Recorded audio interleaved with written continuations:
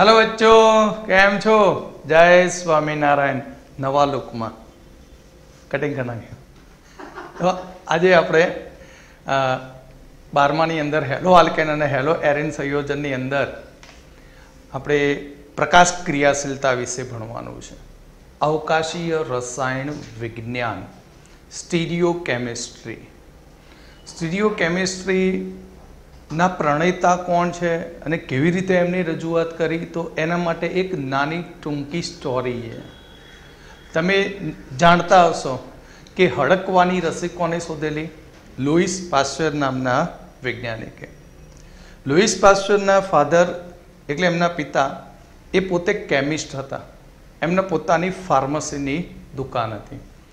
એટલે લुईस પાસ્ચર નાનપણથી જ ફ્રી હોય, સ્કૂલમાં રજા હોય, બધું હોય ત્યારે એ એમના પિતાના જોડે સ્ટોરે જતા। પણ એમના પિતાના સ્ટોરની સામે એક લુહાર હતો, બ્લેકસ્મિથ, બરાબર। એ લુહાર ત્યાં રોજ લુહારી કામ કરે, જુદા જુદા હથિયારો બનાવે અને બેઠા બેઠા નિરીક્ષણ કરે। પણ એમને લुईस પાસ્ચરે અમુક ટાઈમ એવું જોયું કે કોકને કૂતડું કરડ્યું હોય, બરાબર, તો એ કૂતડું કરડ્યું હોય ત્યારે એ માણસ કોઈ ડૉક્ટર જોડે નહોતા જતા, પણ એ લુહાર જોડે આવે અને લુહાર શું કરે, એ ગરમ લાલ ચોર કરેલો સળિયો જ્યાં કૂતરાએ બાઇટ કરી હોય તેની ઉપર ચાંપી દે, એટલે ત્યાં જીવાણુ મળી જાય। અને ત્યાં જે આ રીતે ટ્રીટમેન્ટ આપતી એ જોવે લुईस પાસ્ચર એટલે ખૂબ જ દુઃખી થતા હતા। પછી ધીમે ધીમે એમનો અભ્યાસ થતો ગયો, પોતે કેટલાય રિસર્ચો કરતા ગયા, બરાબર। બહુ યાદ નથી મને, મેં સ્ટોરી વાંચેલી છે, પણ કયા દેશમાં ક્યાં ગયા એ બહુ મને ખ્યાલ નથી, પણ એટલી મને ખબર છે કે લुईस પાસ્ચર ત્યાંથી ગયા, બીજા કોઈ દેશમાં ગયા અને ત્યાં તેમને અવકાશ રસાયણ વિજ્ઞાનની અંદર એ ટાઈમે એમને તો હડકવાની રસી શોધી નાખી, સૌથી પહેલું કામ। અને એ હડકવાની રસી શોધી અને એ રસી માટે તેમને કોઈ પેટન્ટ જ ના કરાવી, પેટન્ટ કરી પણ એ ઓલ્ડ વર્લ્ડમાં મફતમાં આપી દીધી। એટલે એ મહાન સાયન્ટિસ્ટ, રસાયણ વૈજ્ઞાનિક છે। તો લुईस પાસ્ચરે ત્યાંથી ગયા, લગભગ સ્વિટ્ઝરલેન્ડ કે કયા દેશમાં ત્યાં ગયા અને ત્યાં એમને રસ જાગ્યો અવકાશ રસાયણ વિજ્ઞાન માટે। તો તેમણે ટાર્ટરિક એસિડ સંયોજન લીધું અને એ ટાર્ટરિક એસિડ સંયોજનના તેમણે અભ્યાસ કર્યો। તો અભ્યાસ કરતા ત્યારે તેમણે જે સાધન નીચે અભ્યાસ કર્યો, તો એ અભ્યાસની અંદર ટાર્ટરિક એસિડના બંધારણમાં તેમને કંઈક અજુગતું જોવા મળ્યું। તેમના બંધારણની અંદર તેમને આ રીતે જોવા મળ્યું, કેટલાક ટાર્ટરિક એસિડ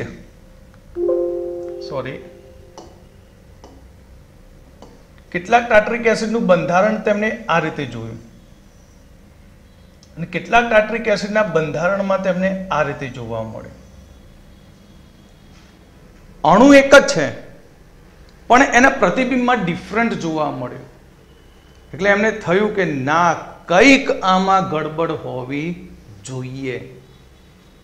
તમે નહીં માનો કે લुईस પાસ્ચરે ટાર્ટરિક એસિડના આ બે સમઘટકો જે હતા તે સમઘટકોને તેમને ચીપિયા વડે પકડી પકડીને અલગ કરેલા અને પછી તેનો અભ્યાસ કર્યો અને તેની અંદર એમને જોવા મળ્યું કે કાર્બનિક અણુઓની અંદર જો કોઈ એટમ ના કાર્બન પર જુદા જુદા ક્રિયાશીલ સમૂહ જોડાયેલા હોય તો તેની અંદરથી કંઈક એક જ પ્રકારના સમઘટકો, એક જ સૂત્રમાંથી બે અલગ અલગ પ્રકારના સમઘટકો મળતા હોય છે।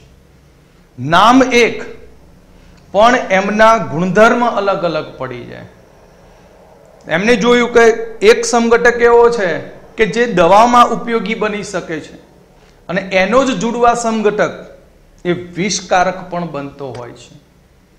એટલે સૌથી પહેલી શરૂઆત આવી સમઘટકોને અલગ પારખવાની અને તેમના અવકાશીય બંધારણ સમજવાનો પ્રયત્ન કરનાર હતા વૈજ્ઞાનિક લुईस પાસ્ચર હતા। માટે લुईस પાસ્ચરને અવકાશ વિન્યાસ રસાયણના પિતા તરીકે ઓળખવામાં આવે છે। તો અહીંયા કેમ સમઘટકો અલગ પડે, તો તેના માટે જવાબદાર છે અણુની પ્રકાશ ક્રિયાશીલતા। તો પ્રકાશ ક્રિયાશીલતા કોને કહેવાય?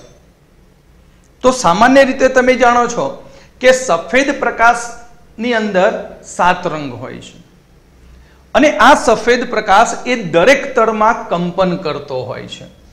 એટલે સફેદ પ્રકાશ જે છે એ સફેદ પ્રકાશ એ દરેક તળમાં કંપન કરે, અસ્ત વ્યસ્ત હોય, ગમે તે દિશામાં હોય એનું કંપન. એટલે કે આ અધ્રુવીભૂત પ્રકાશ છે. કેવો છે? અધ્રુવીભૂત પ્રકાશ.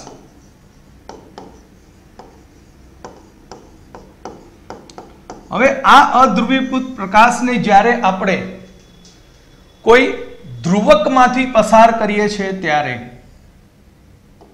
શામાંથી પસાર કરીશું? ધ્રુવકમાંથી. નિકોલ પ્રિઝમ,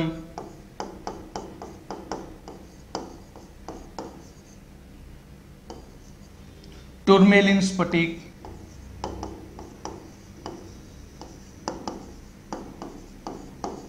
તો આવા જુદા જુદા ધ્રુવકોમાંથી જ્યારે આ સફેદ પ્રકાશ પસાર થાય ત્યારે એ પ્રકાશ જ્યારે બહાર નીકળે છે ત્યારે તે એક જ તળમાં કંપન કરતો જોવા મળે છે. તે પ્રકાશ આપણને એક જ તળમાં કંપન કરતો જોવા મળે. તો આ પ્રકાશને કહેવામાં આવે છે સમતલ્ય ધ્રુવીભૂત પ્રકાશ.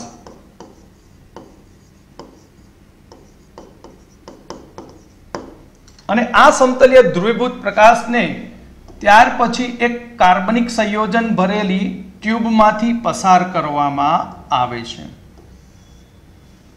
સેમ્પલ નળી.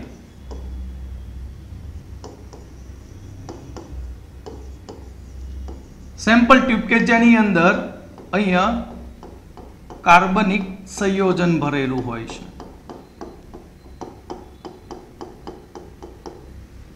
અને આ સમતલ ધ્રુવીભૂત પ્રકાશ જ્યારે આ સેમ્પલ નળીમાંથી બહાર નીકળે ત્યારે તેનું તળ કેવું હતું? એક જ સ્તરમાં કંપન કરતું હતું. પણ જ્યારે આ પ્રકાશ બહાર નીકળે ત્યારે તેનું કોણાવર્તન બે રીતે શક્ય બને છે. એક કોણાવર્તન જમણી દિશામાં થાય, તો એક કોણાવર્તન અથવા એક જ ડાયરેક્શન ફિક્સ હોય, જમણી દિશામાં થાય અથવા તો ડાબી દિશામાં થાય. તો સમતલ ધ્રુવીભૂત પ્રકાશના તળનું કોણાવર્તન કરતા પદાર્થને કહેવાય પ્રકાશ ક્રિયાશીલ સંયોજન કહેવામાં આવે છે. કે સાદો સફેદ પ્રકાશ કે જે અનેક તળમાં કંપન કરતો હોય છે, પણ જ્યારે તેને આપણે ધ્રુવક જેવા કે નિકોલ પ્રિઝમ, ટુર્મેલિન સ્ફટિક જેવા ધ્રુવકોમાંથી પસાર કરીએ ત્યારે તે પ્રકાશ એ એક જ તળમાં કંપન કરતો જોવા મળે છે, જેને કહીએ છીએ આપણે સમતલીય ધ્રુવીભૂત પ્રકાશ કહીએ છીએ. અને આ સમતલીય ધ્રુવીભૂત પ્રકાશને જ્યારે આપણે સેમ્પલ નળીમાં લીધેલા કાર્બનિક સંયોજન માંથી પસાર કરીએ ત્યારે અને પસાર કરતા જ્યારે એ પ્રકાશ બહાર નીકળે ત્યારે તેનું કોણાવર્તન બે દિશામાં થઈ શકે છે. એક જમણી દિશામાં થઈ શકે છે, જમણી દિશામાં, અથવા તો ડાબી દિશામાં થઈ શકે છે. તો જે કાર્બનિક પદાર્થ સમતલ ધ્રુવીભૂત પ્રકાશના તળનું કોણાવર્તન કરી શકે છે તેને કહેવામાં આવે છે પ્રકાશ ક્રિયાશીલ સંયોજન કહેવામાં આવે છે. જો સમતલ ધ્રુવીભૂત પ્રકાશનું કોણાવર્તન જમણી દિશામાં કરતો હોય તો તેને દક્ષિણ ભ્રમણીય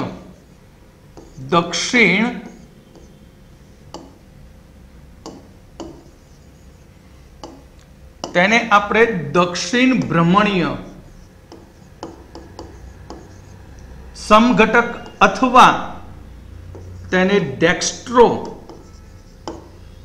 અથવા સ્મોલ ડી અથવા એને પ્લસ સમઘટક કહેવામાં આવે છે. અને સમતલ ધ્રુવીભૂત પ્રકાશનું કોણાવર્તન ડાબી દિશામાં થતું હોય તો તેને વામ ભ્રમણીય કહે છે.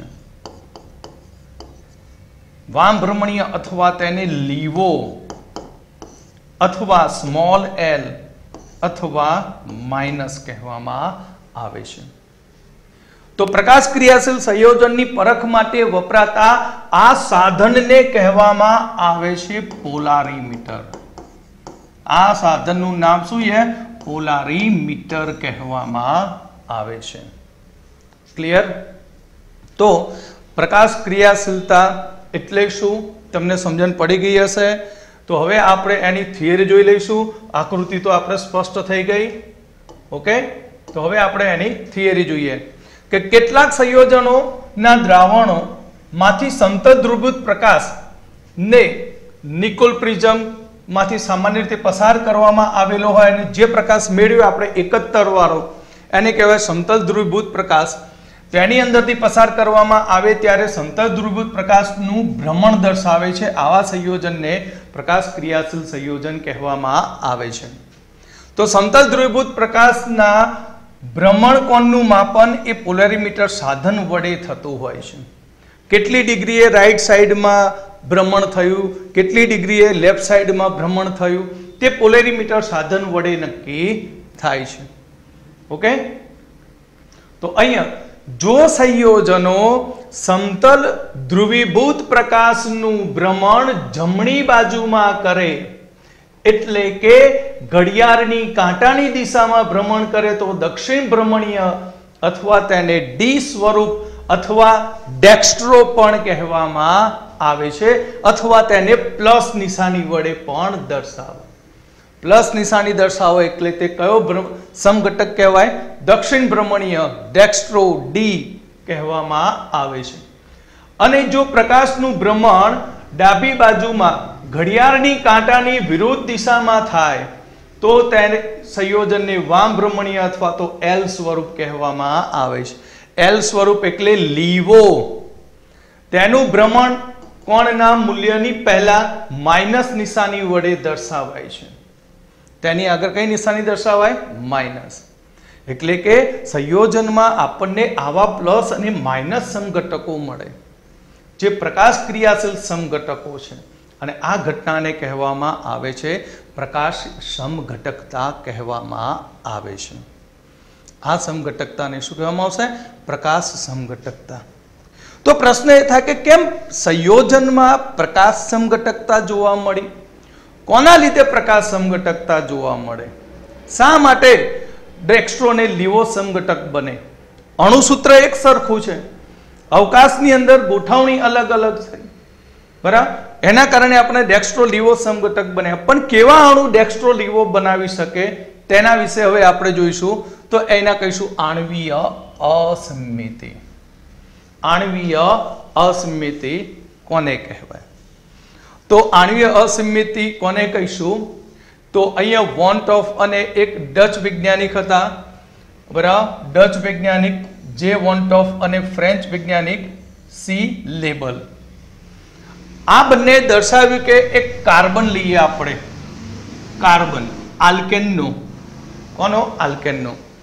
આલ્કેનનો કાર્બન તમે જાણો છો કયું સંકરણ રચે? sp3 સંકરણ. કયો આકાર બનાવે? સમચતુષ્ફલકીય. કયો આકાર બનાવશે? સમચતુષ્ફલકીય. ઓકે, તો આ સમચતુષ્ફલકીય કાર્બન ઉપર તમે જાણો છો 4 બંધ રચાય. આ 1 2, એક બોન્ડ ક્યાં છે? બ્લેક બોર્ડની પાછળ, અને એક બોન્ડ આવશે તમારી તરફ આવે. કાર્બનની આસપાસ 4 સમચતુષ્ફલકીય આકારની અંદર તે 4 બંધ રચતો હોય છે અને આ 4 બંધ ઉપર જોડાતા વિસ્થાપક સમૂહ 4 જુદા જુદા પ્રકારના હોય. A, B, C અને D. 4 કેવા હોય? જુદા જુદા પ્રકારના હોય. અને જો આનું હું પ્રતિબિંબ મેળવું તો આ પ્રતિબિંબ તેના ઉપર બંધ બેસતું ગોઠવાશે નહીં. અહીંયા અરીસો લીધો. શું લીધો? અરીસો. તો પ્રતિબિંબ લઈએ તો C. આ રાઈટ સાઈડમાં જે છે એ હવે કઈ સાઈડમાં આવશે? લેફ્ટ. બરાબર? આ થયો C, આ છે B.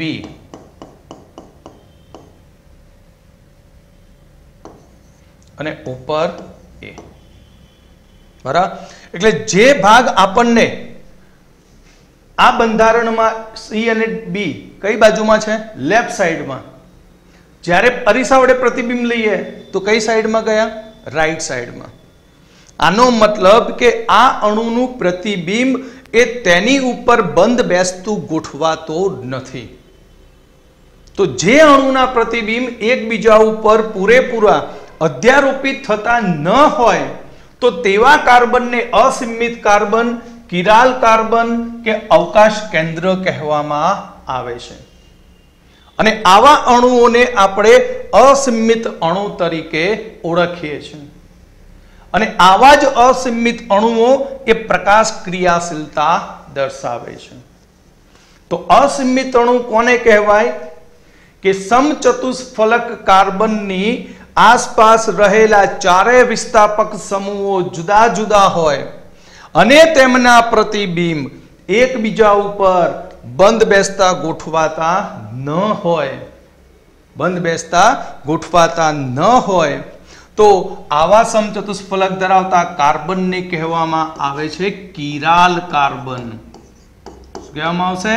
किराल कार्बन अथवा स्टीरियो सेंटर, अवकाशीय केंद्र अथवा असीमित कार्बन कहेवामां आवे छे।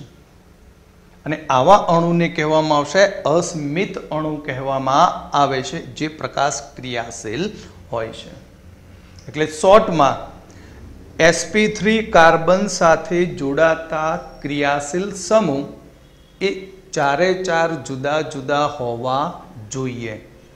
બરાબર, sp3 કાર્બન હોય અને જો તેની સાથે જોડાતા ચારે ચાર ક્રિયાશીલ સમૂહ જુદા જુદા હોય તો તે કાર્બનને કિરાલ કાર્બન કહેવાય, તેને અવકાશીય કેન્દ્ર કહેવાય, સ્ટીરિયોજેનિક સેન્ટર કહેવાય, आणवीय असीमित कार्बन पण कही शकाय।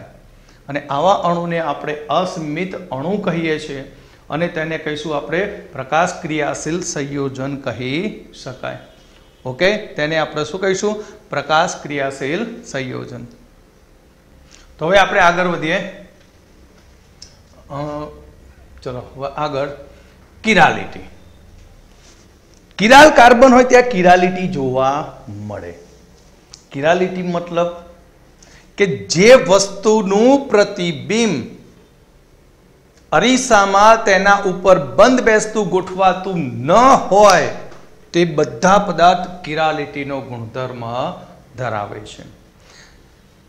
જેમ કે જુઓ કે મેં આ ચોરસ દોર્યું, હવે અરીસો મૂક્યો તો આ અરીસા વડે પ્રતિબિંબ લઈશ તો તે પ્રતિબિંબ તો ચોરસ જ આવ્યું।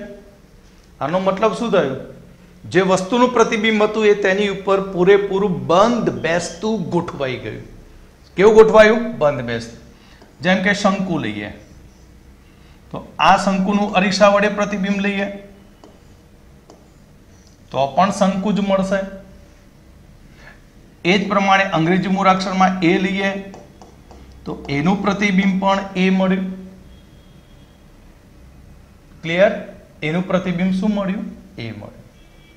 તો આ જે છે પ્રતિબિંબ એકબીજા ઉપર બંધ બેસતા ગોઠવાયા માટે આમને કિરાલ કાર્બન અરે કિરાલિટીનો ગુણધર્મ ધરાવતા નથી। એનો મતલબ કે આ અણુઓમાં ક્યાંક ને ક્યાંક आणवीय સિમિતિ છે।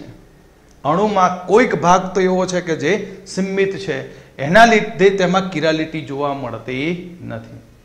किरालिटी माटे आणवीय असीमिति होवी ज जोईए।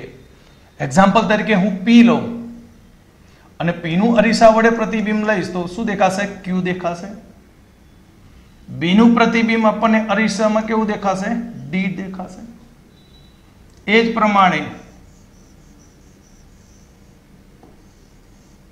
आपणे हेन्ड लीधो, हवे आ हाथनो प्रतिबिंब लईए तो थशे शुं?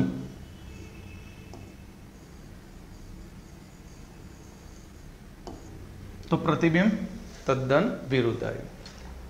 तमे सिंपल वस्तु है, हथेळीने बे भेगी करो आ रीते तो जमणा हाथनी हथेळीमां डाबा हाथनी हथेळी मूको तो बे अंगूठा एकबीजा पर बंध बेसता गोठवाय छे ना।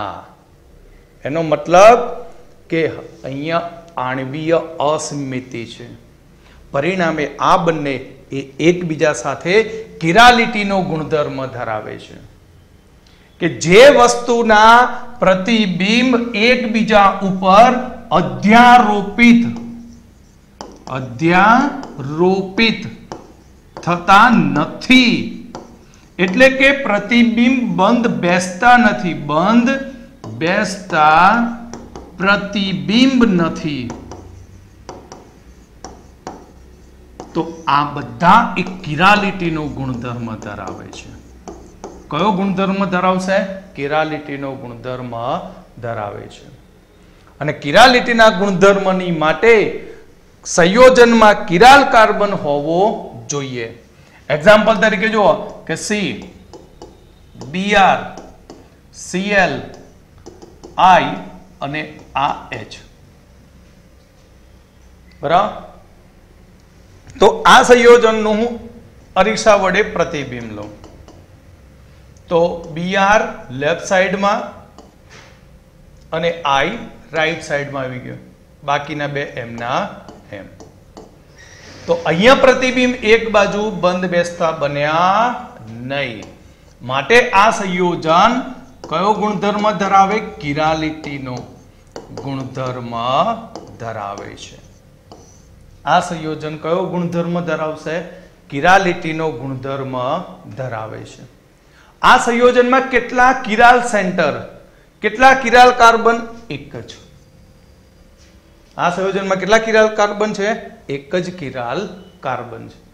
માટે આ સંયોજન જ્યાં કિરાલ કાર્બન મળે ત્યાં આપણને કિરાલિટીનો ગુણધર્મ જોવા મળે છે. ઓકે. પછી તમને આ રીતે પૂછે કે આ સંયોજન કિરાલ છે કે નહીં? Cl.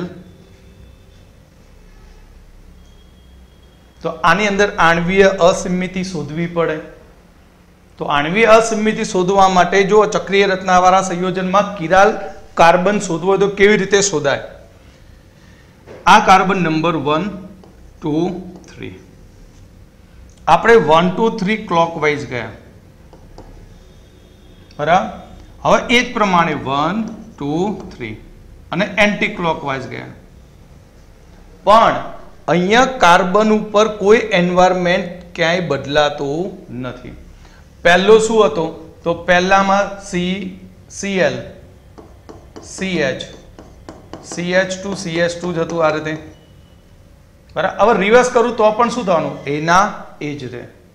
તો આની અંદર કિરાલિટીનો ગુણધર્મ જોવા મળતો નથી. ક્લિયર?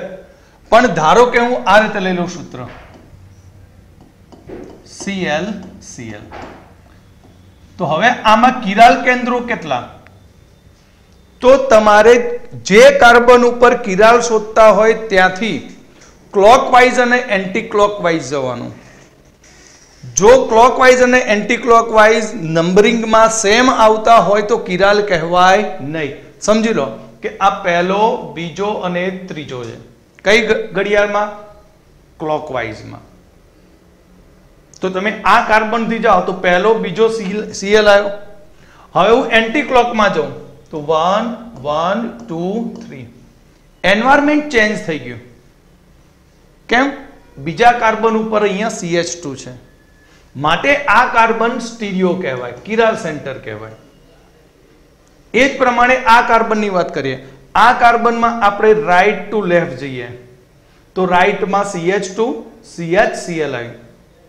પછી લેફ્ટ ટુ રાઈટ આવીએ તો શું થશે? CHCl CH2. ચેન્જ થઈ ગયું ક્રમ. પહેલા અહીંયાથી CH2 હતો, પછી CHCl હતો, પણ હવે થયું શું? અહીંયાથી થયો CHCl અને આ CH2. માટે આ કાર્બન પણ કિરાલ કાર્બન બને. માટે આ સૂત્રમાં કિરાલ કાર્બન કેટલા? 2. કેટલા કિરાલ કાર્બન? 2. આના વિશે બહુ ડીપમાં ભણાવવું હોય તો ભણાવી શકું છું. મિનિમમ 14 લેક્ચર આના ઉપર બનાવી શકું સ્ટીરિયો કેમિસ્ટ્રી પર. કેટલા લેક્ચરો? 14. પણ હાલમાં તે શક્ય નથી. આપણે ફક્ત અને ફક્ત આપણી NCERT બુક પ્રમાણે જ ચલાવી રહ્યો છું. હું આગળ બીજું કશું ભણાવતો નથી આની અંદર ડીપમાં. નહીં તો કિરાલિટી ઉપર જ આપણા 2 લેક્ચર આખા કમ્પ્લીટ થાય.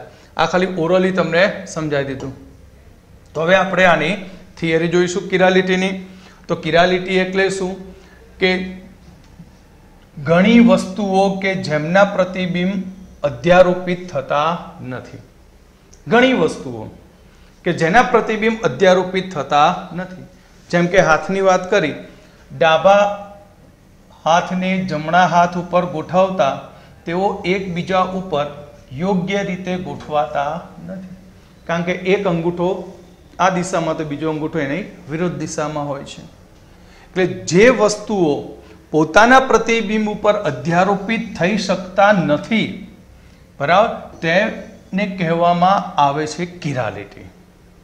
તેમને કહેવાય કિરાલણું, અને આ ઘટનાને કહેવાય, આ ગુણધર્મને કહેવામાં આવશે કિરાલિટી કહેવામાં આવે છે. પણ મેં એક શોર્ટ ટ્રીક તમને આપી દીધી હતી, ચક્રીય રચનામાં કિરાલ શોધવાનો, ખૂબ જ સહેલો એન્વાયરમેન્ટ જોવાનું, અને કાર્બન કયો હોવો જોઈએ? sp3. sp2 માં કિરાલ મળશે નહીં. ઓકે, તો અહીંયા જે વસ્તુઓના પ્રતિબિંબ એકબીજા ઉપર અધ્યારોપિત થતા હોય તો તેને પ્રકાશ ક્રિયાશીલ કહેવામાં આવતા નથી. એકબીજા ઉપર અધ્યારોપિત થાય તો તેને પ્રકાશ ક્રિયાશીલ કહેવાય નહીં. તો મગજમાં ફિક્સ કરો, પ્રકાશ ક્રિયાશીલ માટે શું જોઈએ? અણુમાં આણ્વીય અસમિતિ જોઈએ.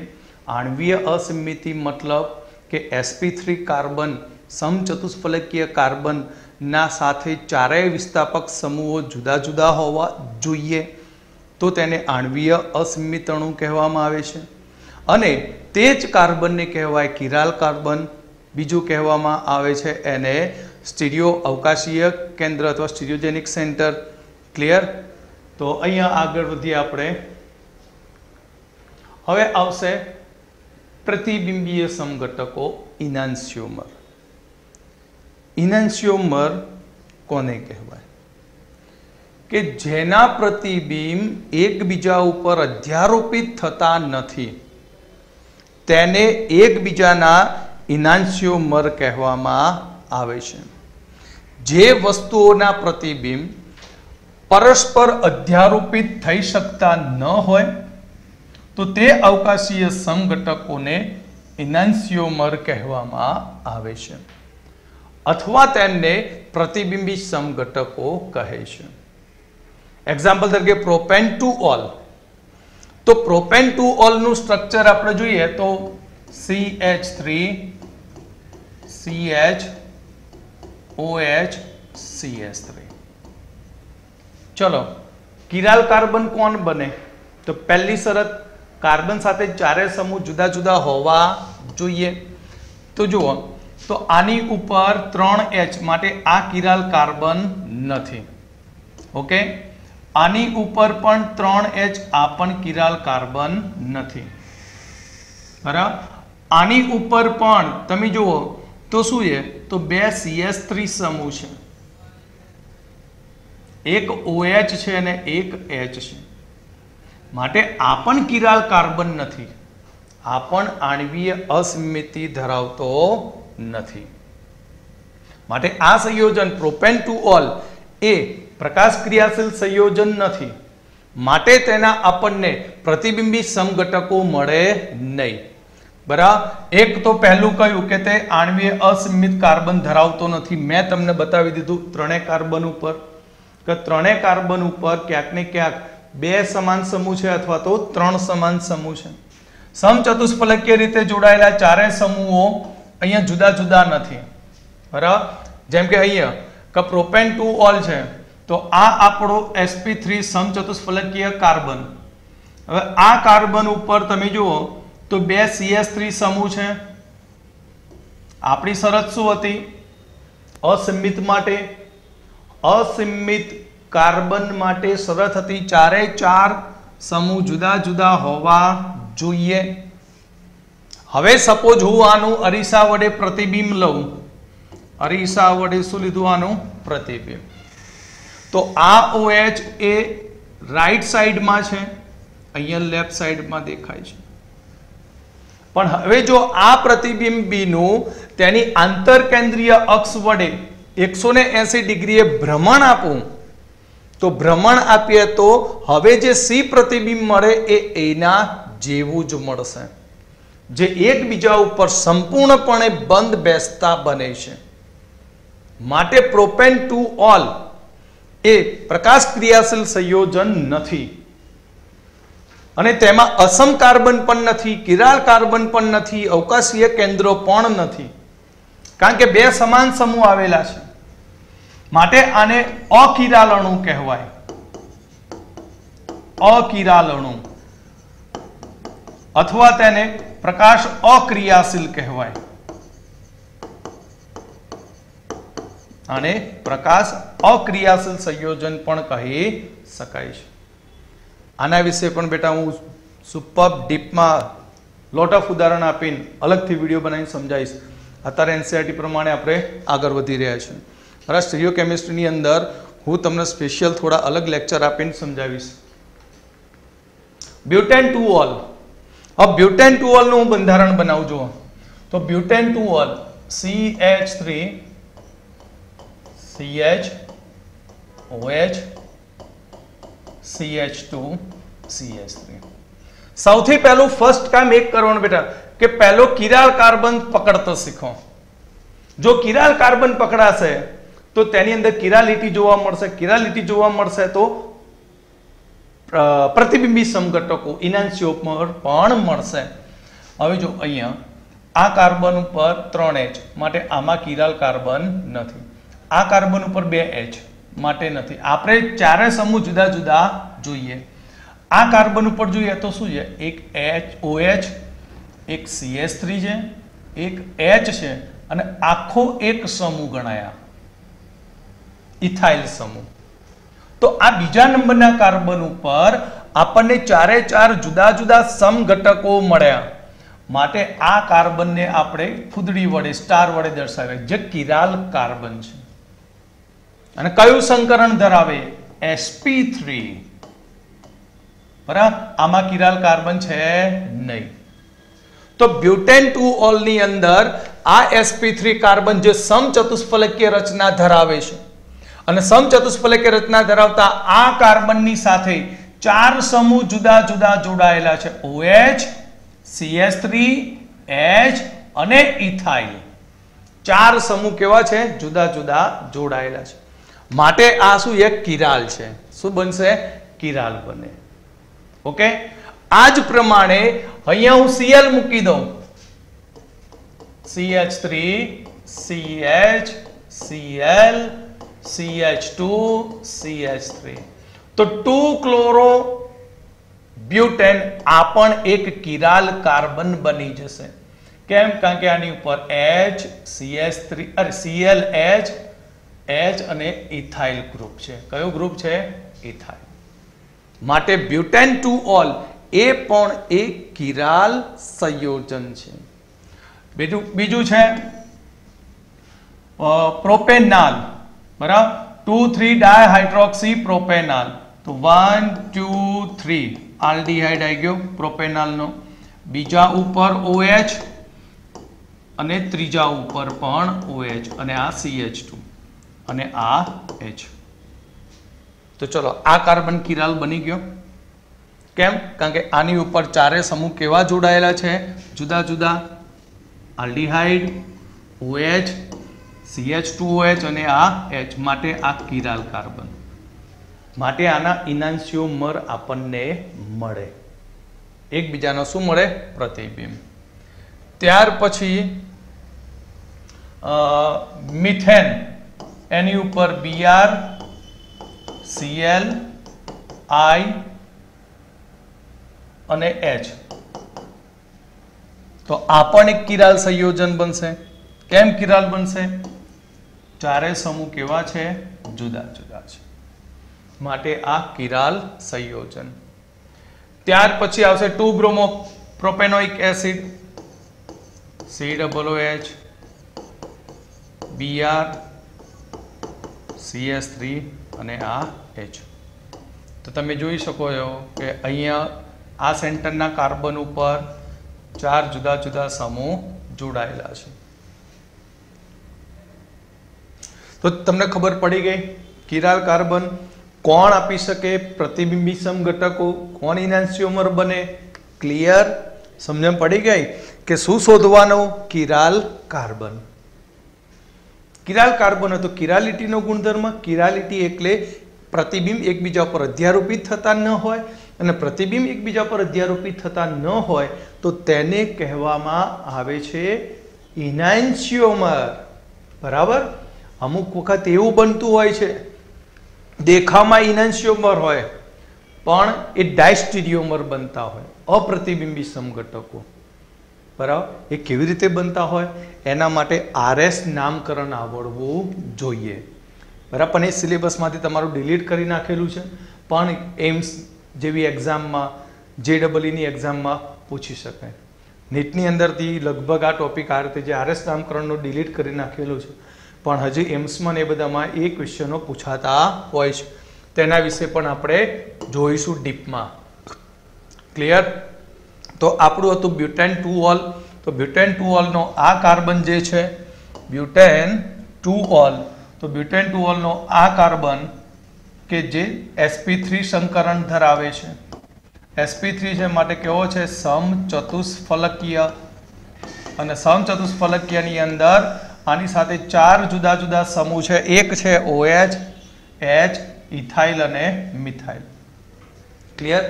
હવે આનું પ્રતિબિંબ લઈશ, તો આનું પ્રતિબિંબ લઉં તો થશે શું? તો આ કઈ સાઈડ છે?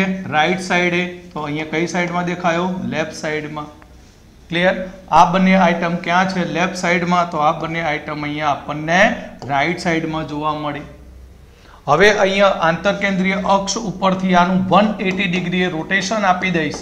તો રોટેશન આપીશ તો થશે શું કે આ પ્રતિબિંબમાં આ CS3 જે હતો, જે પાછળ હતો, એ ક્યાંય જશે? આગળ આવી જશે. રોટેશનમાં CS3 ક્યાં આવી ગયો? આગળ. અને ઇથાઇલ ગ્રુપ ક્યાં ગયું? પાછળની તરફ ગયું. પણ પ્રતિબિંબ F એ પહેલાના જેવું મળતું નથી. કેમ નથી મળ્યું? કારણ કે કાર્બન સાથે જોડાયેલા ચારે સમૂહ જુદા જુદા છે. ક્લિયર? ચારે સમૂહ કેવા છે? જુદા જુદા. માટે આ એકબીજાના શું કહેવાય? ઇનાન્સિયોમર કહેવામાં આવે છે, અથવા એકબીજાના પ્રતિબિંબીઓ કહેવામાં આવે છે. ઓકે. તો અહીંયા આપણે આ એકબીજાના શું જોયા? પ્રતિબિંબી જોયા, ઇનાન્સિયોમર છે. તો પ્રતિબિંબી સમઘટકો એક જ પદાર્થના છે, બ્યુટેન 2 ઓલના છે. તો આ પદાર્થોના ભૌતિક ગુણધર્મો એક સરખા હોય, તેમનું ગલન બિંદુ, ઉત્કલન બિંદુ, દ્રાવ્યતા, આ બધું ગુણધર્મની અંદર ખૂબ જ સામ્યતા જોવા મળે. તો પ્રોબ્લેમ થાય કે આને ઓળખવા કેવી રીતે? ઓળખવા માટે આપણે પહેલી આકૃતિ દોરી હતી, પોલેરીમીટર સાધન. આ સંયોજનોના જલીય દ્રાવણ બનાવી પોલેરીમીટર સાધનમાં મૂકી દો, અને એ પોલેરીમીટર સાધનમાં મૂકવાથી જો આ સમઘટક દક્ષિણ દિશામાં પ્રકાશનું કોણાવર્તન કરે તો આને દક્ષિણ ભ્રમણીય નામ આપી દેવા. ઓહો, તો આને કયું નામ આપી દેવાનું? દક્ષિણ ભ્રમણીય નામ આપી દે. સોરી, આને કયું નામ આપીશું આપણે? દક્ષિણ ભ્રમણીય નામ આપી દઈશું. શું નામ આપીશું? દક્ષિણ સ્વરૂપ, ડી સ્વરૂપ કહી દઈશું. અને જો આ સમઘટક તેના જલીય દ્રાવણની અંદર સમતલ ધ્રુવીભૂત પ્રકાશનું ડાબી દિશામાં કોણાવર્તન કરી દે તો તેને આપણે L સ્વરૂપ કહી દઈશું. આમ તેમની ફિઝિકલ પ્રોપર્ટી પરથી, ભૌતિક ગુણધર્મો ઉપરથી પ્રકાશીય સમઘટકોને અલગ કરવા ખૂબ જ મુશ્કેલ છે. એમને સહેલાઈથી અલગ કરી શકાય નહીં, કારણ કે પ્રતિબિંબી સમઘટકોના ગલન બિંદુ, ઉત્કલન બિંદુ, દ્રાવ્યતા, વક્રીભવનાંક, ભૌતિક ગુણધર્મો સમાન હોય. ફક્ત ને ફક્ત તેઓ માત્ર ધ્રુવીભૂત પ્રકાશના ભ્રમણના સંદર્ભમાં જ તેને અલગ કરી શકાય. જો એકનું ભ્રમણ ઘડિયાળની કાંટાની દિશામાં હોય, જમણી દિશામાં હોય તો દક્ષિણ ભ્રમણીય, અને ડાબી દિશામાં ઘડિયાળના કાંટાની વિરુદ્ધ દિશામાં હોય તો તેને વામ ભ્રમણીય કહેવામાં આવે છે. બંને સમઘટકો છે એક જ આઇટમના, એક જ સંયોજનના, બંનેના ભ્રમણના મૂલ્યો અલગ અલગ છે. એક પ્લસ છે અને એક માઇનસ છે. પણ કેટલીક વખત એવા સંજોગો ઉત્પન્ન થતા હોય કે પ્લસ માટેનું, એટલે કે ડી સ્વરૂપ માટેનું ભ્રમણ મૂલ્ય અને માઇનસ એટલે કે એલ સ્વરૂપ માટેનું ભ્રમણ મૂલ્ય, બંને મૂલ્યો સરખા થતા હોય છે, પણ ચિહ્નો પરસ્પર કેવા 0 થતા હોય છે.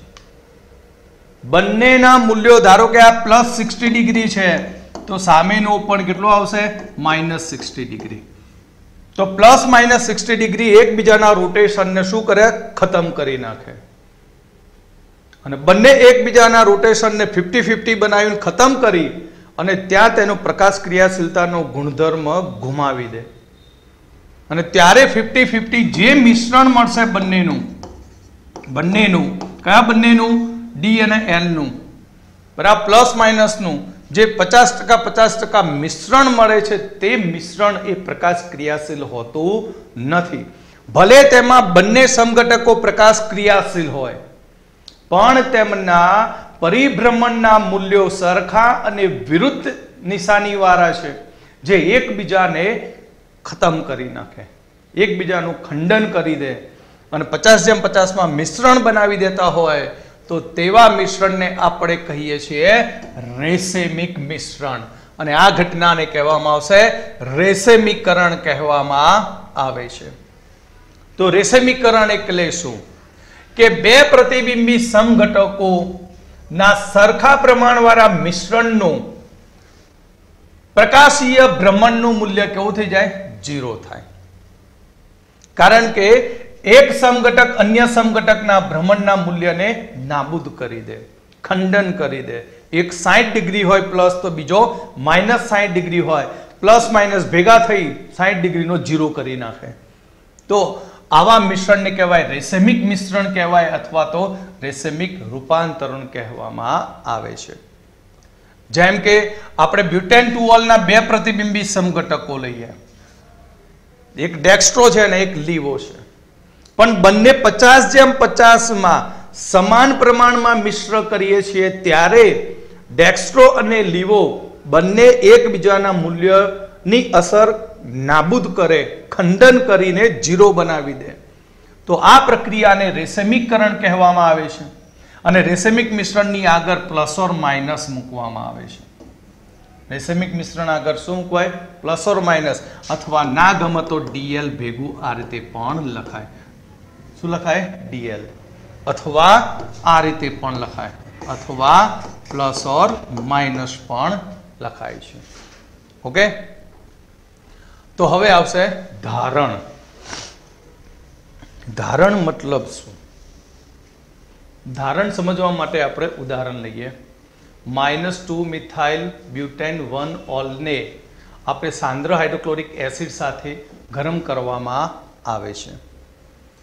તો તમે જાણો છો શીખવાડી દીધી આલ્કોહોલને સાંદ્ર HCl સાથે ગરમ કરો તો શું બની જાય આલ્કાઇલ હેલાઇડ બને. શું બને આલ્કાઇલ હેલાઇડ બને. તો આ છે આપણો શું 2 મિથાઇલ બરાબર 2 મિથાઇલ બ્યુટેન 1 ઓલ એટલે કે આ પહેલો કાર્બન છે અને આ બીજો કાર્બન. તો તમે જોઈ શકો કે આ સૂત્રનું ચલો બનાવો અલગ આખું કે તમને સ્પષ્ટ સમજણ પડી જાય કે આપણા જોડે બ્યુટેન 1 ઓલ છે કે આ 1 2 3 4 પહેલા કાર્બન ઉપર OH અને બીજા કાર્બન ઉપર મિથાઇલ ગ્રુપ છે. તો અહીંયા આવશે CH2 અહીંયા આવશે H આ આવશે CH2 આ આવશે CH3. તો અહીંયા આ કાર્બન આપણો કેવો છે કિરાલ કાર્બન. કયો કાર્બન છે કિરાલ અને એ કિરાલ કાર્બનના આ કાર્બન ઉપર શું આવેલું એ પડોશના કાર્બન ઉપર OH આવેલું છે. તો અહીં આ પ્રક્રિયાની અંદર આપણે જોઈએ છીએ કે આ સિમિત કાર્બન છે. કેવો કાર્બન સિમિત અસિમિત નથી. અસિમિત કોને કહેવાય કે કાર્બન સાથે જોડાતા ચારે ચાર સમૂહ કેવા હોય જુદા જુદા હોય. ચારે ચાર સમૂહ આ રીતે કેવા હોય જુદા જુદા હોય તો તેને અસિમિત કહેવાય. પણ આ કાર્બન ઉપર 2 H છે. તો સિમિત કાર્બન ઉપર જોડાયેલા ક્રિયાશીલ સમૂહ સાથેનો બંધ આપણે HCl ની મદદથી શું કરીએ છીએ તોડીએ છીએ અને Cl અહીંયા દાખલ કરીએ છીએ અને H ત્યાંથી રિમૂવ કરીએ છીએ. તો Cl દાખલ થયો છતાં પણ આનો વિન્યાસ જે અસમ કાર્બનનો હતો આ કયો કાર્બન હતો અસમ એટલે કિરાલ કાર્બન. કયો કાર્બન કિરાલ કાર્બન. તો આ જે કિરાલ કાર્બન હતું એ કિરાલ કાર્બનનું વિન્યાસ એમના એમ જ રહ્યો. અહીંયા કોઈ પરમાણુની ગોઠવણી કિરાલ કાર્બન ઉપર બદલાઈ ભાઈ? કિરાલ કાર્બન ઉપર CH3 હતો, લેફ્ટ સાઈડમાં H હતો, રાઈટ સાઈડમાં CH2 હતું અને નીચે હતો CH2 CH3. અહીંયા આપણા જે અસમ કાર્બન છે કિરાલ કાર્બનનો વિન્યાસ બદલાયો નથી. તો આ પ્રક્રિયાને કહેવાય રિટેન્શન અથવા તેને કહેવાય ધારણ કહેવામાં આવે છે. રિટેન્શન અથવા શું કહેવાય એને? ધારણ કહેવાય. રિટેન્શન અથવા ધારણની અંદર માત્ર એક જ ડિફરન્ટ હોય. પ્રક્રિયકનું પરિભ્રમણ મૂલ્ય અને નિપજના પરિભ્રમણ મૂલ્ય બંને સરખા હોતા નથી. જેમ કે આનું પરિભ્રમણ આ માઇનસ નિશાની શું બતાવે? આ બતાવે છે કે 2 મિથાઇલ બ્યુટેન 1 ઓલ સમતલ ધ્રુવીભૂત પ્રકાશનું વામ ભ્રમણીય કરે છે. દક્ષિણ દિશામાં કોણાવર્તન ડાબી દિશામાં કોણાવર્તન કરે છે. કઈ દિશામાં? ડાબી દિશામાં. પણ તેમાંથી મળતી નિપજ તેનો વિન્યાસ નથી બદલાયો. અસમ કાર્બનનો વિન્યાસ તેના તેજ છે, તેના તેજ દિશામાં બધું જોડાયું. બરાબર, બધું જ રાઈટ સાઈડ ઉપર જ અસર થઈ, લેફ્ટ સાઈડ ઉપર કોઈ અસર થઈ નહીં. પણ તેનું પરિભ્રમણ મૂલ્ય બદલાઈ ગયું અને તે પરિભ્રમણ મૂલ્ય બદલાઈને કેવું થયું? પ્લસ. બરાબર, એટલે ધારણની ઘટના થતી હોય ત્યારે માત્ર ને માત્ર સમતલ ધ્રુવીભૂત પ્રકાશના કોણાવર્તનના મૂલ્યો બદલાય, તેમના અવકાશીય વિન્યાસ ઉલટાતા નથી. અવકાશીય વિન્યાસ જેવો હોય તેવો ને તેવો જ રહે તો તેને કહેવામાં આવે છે ધારણ કહેવામાં આવે છે. એટલે રાસાયણિક પ્રક્રિયા અથવા તો રૂપાંતરણ દરમિયાન એક સીમિત કેન્દ્ર પરના બંધોની અવકાશીય ગોઠવણીની સંપૂર્ણતા સચવાઈ રહે છે. તેને વિન્યાસનું ધારણ કહેવાય. આપણો સીમિત હતો ને CH2OH, બરાબર, અને આ હતું આપણો કિરાલ કાર્બન, આ હતો H અને આ હતું ઉપર CH3 મિથાઇલ CH2CH3. HCl સાથે પ્રક્રિયા કરી એટલે આ તૂટ્યું અને આ કેવો હતો? સીમિત હતું. તો સીમિત કેન્દ્ર પરના બંધોની અવકાશીય ગોઠવણીની સંપૂર્ણતા સચવાઈ રહેતી હોય છે. એમાં કોઈની દિશા બદલાય નહીં. ઓકે, તો આને આપણે કહીશું ધારણ. સામાન્ય રીતે કોઈ પણ પ્રક્રિયા દરમિયાન અવકાશીય કેન્દ્ર પરનો બંધ તૂટતો નથી. નિપજમાં અવકાશીય કેન્દ્રની આસપાસના સમૂહોની સામાન્ય વિન્યાસ તેવો જ રહે છે જેવો પ્રક્રિયકનો હોય તેવો જ. બરાબર, અહીંયા આપણે શું કહ્યું હતું? જો કે આ C, બરાબર, એની સાથે જોડાયું હતું આ રીતે CH2OH, આ હતું H, આ CH3 CH2CH3. બરાબર, તો આનો બંધ ક્યાં તૂટે? આ અસીમિત કેન્દ્ર છે, અસીમિત કેન્દ્ર છે. આ અસીમિત કેન્દ્રનું તો આ ક્યાં બંધ તૂટે? આ બંધ તૂટે બે? ના, બંધ માત્ર કોનો તૂટ્યો? આનો જ તૂટ્યો. બરાબર, અને જે નિપજ મળી એ નિપજની અંદર પણ એનો વિન્યાસ બદલાયો નહીં. નિપજ બની આ H, આ CH3 CH2CH3. તો અહીંયા આપણું શું હતું? CH2Cl બને. વિન્યાસ બદલાતો નથી. વિન્યાસ કેવો રહ્યો? તેના તેજ. વિન્યાસ કેવો રહ્યો? તેના તેજ રહ્યો. તો એને આપણે કહીશું ધારણ. ઓકે, તો પ્રક્રિયક અને નિપજના સીમિત કેન્દ્રના વિન્યાસ તો સમાન જ હોય, પરંતુ એનું શું બદલાયું હતું? મેં કહ્યું હતું ફક્ત તેનું પરિભ્રમણના ચિહ્નો બદલાઈ ગયા હતા. શું બદલાઈ ગયા હતા? પરિભ્રમણના ચિહ્નો. આમ થવાનું કારણ શું? અસીમિત કેન્દ્ર પરના સામાન્ય વિન્યાસ જે બીજા સંયોજનના જુદા જુદા પ્રકાશીય ભ્રમણને કારણે હોય.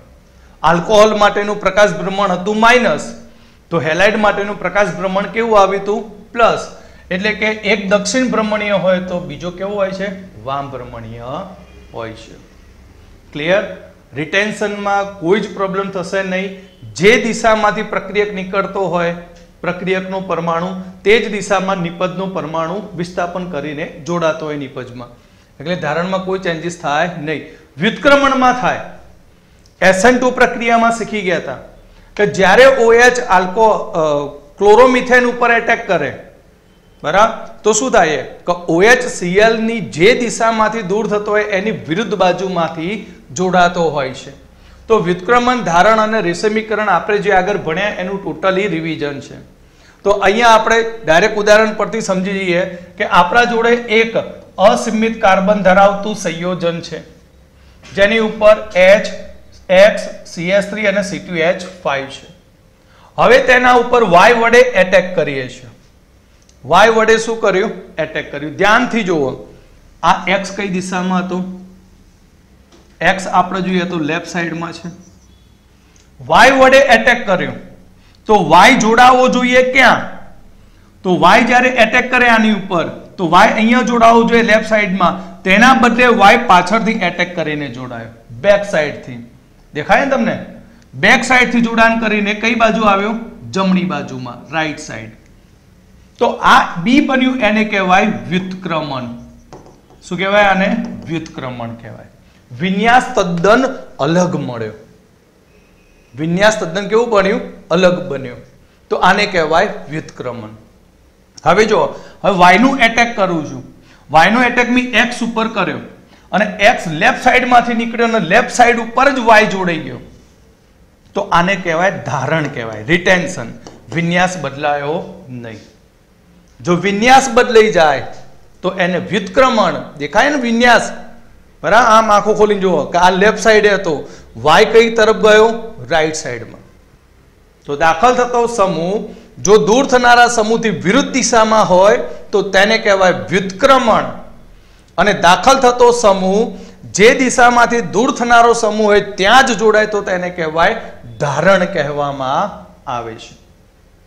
પણ જ્યારે આ Y એટેક કરે, Y એટેક કરે અને એ એટેક કરે ત્યારે બંનેનું 50:50 મિશ્રણ બનાવી દે તો તેને કહેવામાં આવશે રેસેમિક મિશ્રણ.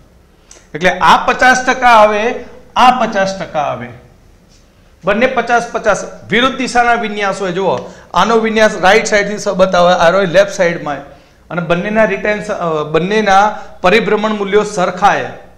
એક પ્લસ છે, એક માઇનસ છે, પણ બંનેના પરિભ્રમણ મૂલ્યો સરખા હોય અને બંને ભેગા થાય તો પરિણામી અસર કેવી કરે? 0 કરી દે. તો AB બનશે એનું રેસેમિક મિશ્રણ મળશે. AB શું મળશે? એનું રેસેમિક મિશ્રણ. એટલે આપણને જે સંયોજન મળ્યું એ સંયોજનમાં વિન્યાસનું શું થયું? ધારણ થયું. માત્ર તેનું પરિભ્રમણ મૂલ્ય જ બદલાયું. આગળ શીખ્યા હતા તે જ પ્રમાણે, બરાબર. 2-મિથાઇલ બ્યુટેન 1 ઉપર HCl વડે એટેક કર્યો તો 2-મિથાઇલ બ્યુટેન 1 માં માઇનસ હતું તો પાછળ કેવું થઈ ગયું? પ્લસ થઈ ગયું હતું. ત્યાર પછી B સંયોજનમાં આપણને વ્યુત્ક્રમણ મળે છે કારણ કે વિન્યાસ તદ્દન અલગ મળ્યો. જ્યારે ઉપરની બંને 50:50 મિશ્રણ પામે તો નિપજ પ્રકાશ અક્રિયાશીલ બને. તો મેં આગળ કહ્યું રેસેમિક મિશ્રણમાં, અને અપ્રકાશ ક્રિયાશીલ બનવાને કારણે બંનેના મૂલ્યો સરખા હોય પરંતુ પરસ્પર વિરુદ્ધ દિશામાં હોવાથી તેનું પરિભ્રમણ કુલ કેવું થઈ જાય? 0 થતું હોય છે. પરિભ્રમણ ટોટલ કેવું થશે? 0 થશે. ઓકે.